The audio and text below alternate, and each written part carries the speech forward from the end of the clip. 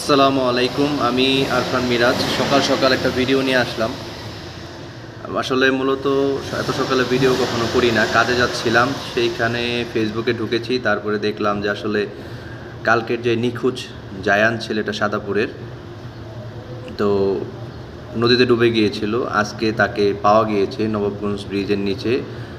এক মাঝি তাকে ভেসে যেতে দেখেছিল, তখন উদ্ধার করেছে।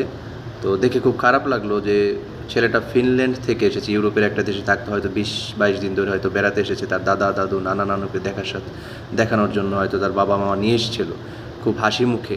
বাট তাদের যাওয়াটা খুব কষ্টের হবে।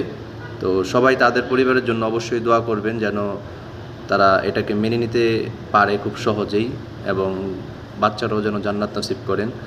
এবং সবচেয়ে বড় কথা হলো, যাদের বাচ্চা আছে ছোট ছোট,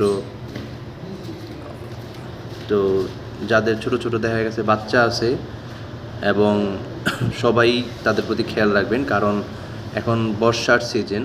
তো আশেপাশে বাড়ির প্রত্যেক জায়গাতেই পানি থাকে, সাপ থাকে, পোকামাকড় থাকে, গাড়ি ঘোড়া থাকে রাস্তার মধ্যে। তো সবাই সবার জায়গা থেকে খেয়াল রাখবেন, যাতে সকলের বাচ্চাগুলা সেফলি থাকতে পারে। আর দিনকাল ভালো না বাংলাদেশের, কখন কোন বাচ্চা ধরে নিয়ে যায় সেটাও বলা যায় না।